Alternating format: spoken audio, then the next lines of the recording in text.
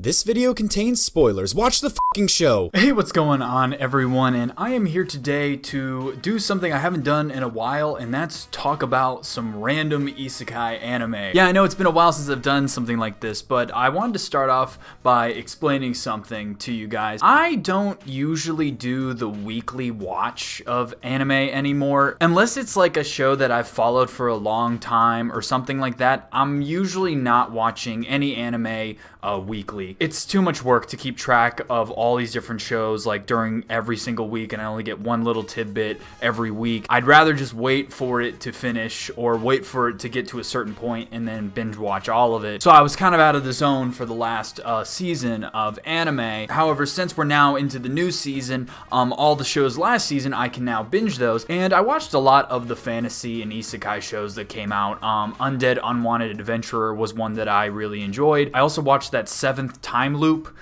show. That one's actually moderately enjoyable. I didn't think I'd get too much of a kick out of that one, but I actually really enjoyed that one too. But particularly with isekais, there were two that came out last season that I've started watching now. I really think went under the radar. Well, one of them more than the other. I heard about the other one. I didn't even hear about one of these two. And they are pretty good isekais. Like, I'm kind of surprised that more people aren't talking about them just in general. And I wanted to just make a video just discussing these shows and why I think they're good isekai that are worth your time. So I'll start off by talking about the more popular, I think, of the two of them, and that is The Wrong Way to Use Healing Magic. This is one of the ones I heard of before I started watching it, and I didn't really know what to expect going into it. Just off appearances, it didn't look like anything too spectacular. You know, normal student-looking people and, you know, getting teleported to another world. I'm assuming one of them learns healing magic. I didn't know what to expect going into it. So general plot here, we have a group of 3 students that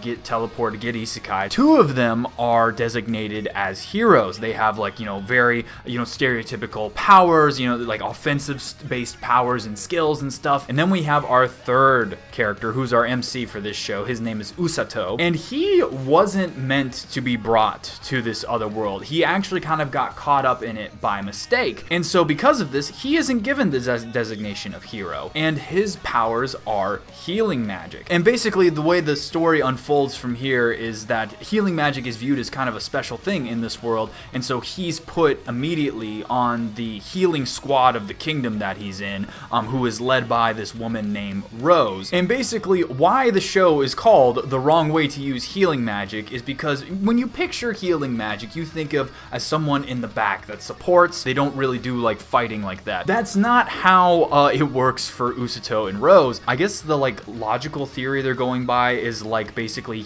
muscles, when you tear them, you make micro tears when you work out. So like what actually builds the muscle is creating those micro tears in your muscles and then letting them heal, and then they get stronger and stronger. Usato just trains. He runs and does a shitload of push-ups and sit-ups and stuff, and he just constantly heals himself while he's doing that. So his growth rate is just massively, like, exponentially higher than a normal person's would be. It's an interesting idea, and I feel like I've heard of this somewhere before, but like this is like the first time I've seen it like executed, that idea. And basically it just kind of follows Usato as he, you know, like becomes like a real member of this healing squad, and they're called the Rescue Squad. What they do is they run around battlefields like picking up people and taking them back, like injured people. Like they're the you know, evacuation squad along with healing. In the process of the training, Usato also becomes like super powerful. What makes this isekai stick out to me is just the lack of normal tropes that I see in isekai all the time. Very little fan service. There is some, not a whole lot. The MC, he's not really OP. I mean, he's strong, but he's not OP. We definitely see him struggle. Really, the only way he survives, like in a couple of situations in the show, is because of plot armor. The plot, while being kind of generic, you know, demon army invading and everything, they actually take the time to develop it and like kind of like explain the history of this conflict. They show different perspectives, they show both sides, and also how much time they spend developing the characters in this show. I think a big flaw of a lot of like these kind of one-off isekais is that the world solely revolves around the MCs in those shows. I've said this as praise for Overlord, which everyone knows is one of, if not my favorite isekai of all time. Overlord does this thing where it spends so much time developing people outside the MC's purview, and it shows us like the world keeps moving on outside the sphere of influence of the MC. A lot of isekais tend to fall into this kind of trap where just everything solely revolves around the actions of the MC. Like nothing happens without the MC's involvement. That is not the case in The Wrong Way to Use Healing Magic. Like Inukami, who is one of the two people that are brought to the new world with Usato, like they give her a whole scene like detailing like her motivations for why she is so like she's so excited to be in this new world. It is a little like, oh, my life is so perfect, woe is me kind of thing, but I think it lends more to the character as just like her dropping the mask. She can drop all pretenses and finally be herself because of her new situation. It's just that they're actually taking the time to like involve the other characters pretty heavily with the MC. It's not just solely focused on this one character, Usato. And like I said, we actually see like an interesting development with Usato. His personality is kind of more slowly revealed through like his training and everything like that. Also, he's not OP, so we see him struggle with a lot of the tasks that he's assigned to do and like kind of come to terms with like, oh man, like I'm gonna be fighting in a military, or I'm gonna be like, you know, assisting in a military. Am I gonna be ready for this? And like he has mental struggles along with his physical struggles. This anime just got the isekai concept. They just hit it on the head. Like I said, I'm only about halfway through the show right now, but I'm really enjoying it. Watching the interactions, like every time everyone's just talking to each other, I'm just like glued to the screen because I want to learn more. I'm just really enjoying it right now, and I think there's the reason why I heard about it like before I started watching it is because this is actually a pretty decent isekai. If I had to like use like my tier list scale for it, I'd give it like a high B, low A. Like I'm really enjoying it right now. Like really all I want more from it is just more character development. I want more character history. I want more that. I want more background on everyone. And hopefully I get that by the time I finish the show. But I definitely recommend The Wrong Way to Use Healing Magic to all my isekai fans out there. The next one I want to talk about on this list is one that I think is really slept on. I have not heard anyone talk about this isekai at all this season. This one kind of just fell in my lap. I didn't really know anything about it. I just kind of saw it and I looked it up on my phone and I was like, okay, sounds interesting enough, let's go. And it is called Sasaki and Peeps. So I have to say, the first thing that caught my attention when I started this show was two things. Number one, it got an hour episode premiere, which whenever that happens, I always am like, oh, okay. And number two, we finally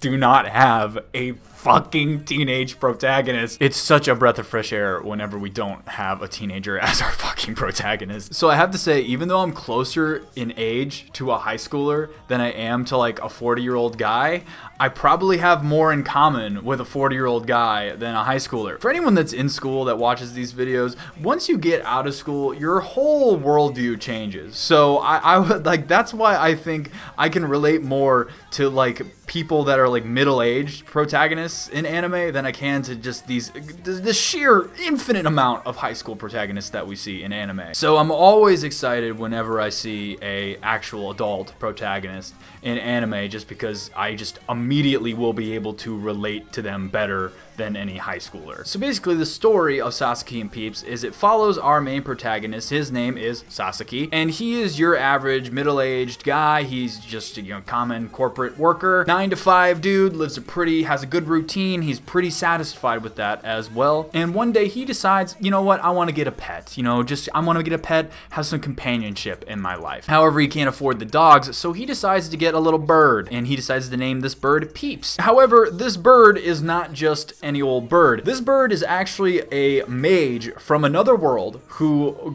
teleported to our world and then transformed into this bird. And basically, this bird takes Sasaki to the bird's original world. And the original world is kind of your standard medieval, fantasy world. But what immediately stuck out to me is he goes back and forth. He can freely jump between the other world and Earth, which is already interesting. So it's a liminal isekai. If you guys watched my isekai research paper video, there's apparently 4 types of isekai. This is a liminal isekai, meaning that they can go back and forth. Most isekais are portal types, which is where they get transported teleported to the other world and then they're stuck there and they can't go back. So this is already a little more unique in the fact that Sasaki can freely go back and forth. And then another thing I liked is, you know, when in most isekai get teleported to another world, they either, number one, have to do some sort of hero quest or whatever, or number two, they just like try to start like a slow life in this other world. That is not what Sasaki does. What Sasaki does is he immediately starts realizing the potential, the business potential, being able to teleport between a modern world and a medieval world, and he starts like bringing goods from Earth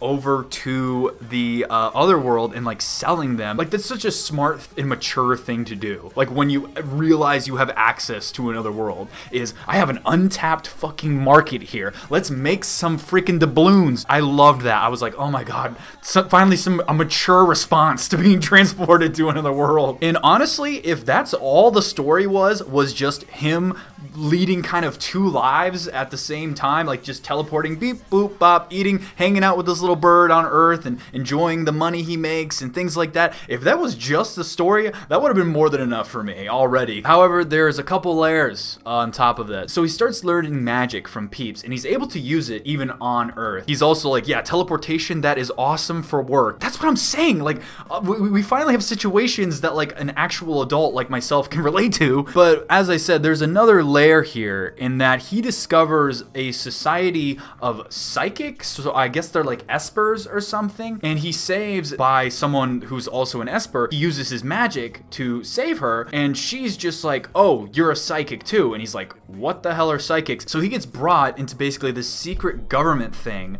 that like deals with psychics that are on Earth, and they think he's psychic because he has, you know, he used like magic to save her, but he's just using magic, so he has to like hide what he can actually do, because psychics only have one power, but Sasaki, since he can use magic, he can do like a zillion things, and then things spiral out of control from there. And I will comment, if I had one gripe with this show, it's just, while I do like that our main protagonist is an adult, oh my god, they got me so bad with that girl. And they go out for dinner and then she freaking drops the... You can't keep getting away with it! And also his neighbor, the little girl there, the surprise yandere out of nowhere. Like, I was watching the show late at night, I was watching episode 1 late at night, and when she went in yandere mode, I was like, whoa! Like, I actually got like super scared. It was really surprising. 一ついいですか? なんだい? 前にご一緒していた女性はお付き合いしている方でしょうか? Okay, boys, set the terror level at Code Brown, because I need to change my pants. So I'm only 4 episodes into Sasaki and Peeps at this point, but I can already tell that this story is going to be a lot more complicated than what I originally thought it was. And that's not necessarily a bad thing. It just seems like there's way more to discover here. I will say one thing I'm a little concerned about is how they're going to balance what's going on in the other world versus what's going on Earth. The Earth plot with the introduction of the psychics is already like kind of fantastical and complicated, and then we also have things going on in the other world. So are they just gonna play out in complete solitude and just follow Sasaki just bouncing around between the two things, or is it somehow gonna get integrated together? I'm assuming at some point some sort of integration between the two worlds is going to happen. I don't know for sure. I'm just really enjoying this show right now. Basically, I view it as like Gate if only one guy knew about the Gate. So guys, like I said, the main thing I loved about this show is the fact that it's actually an adult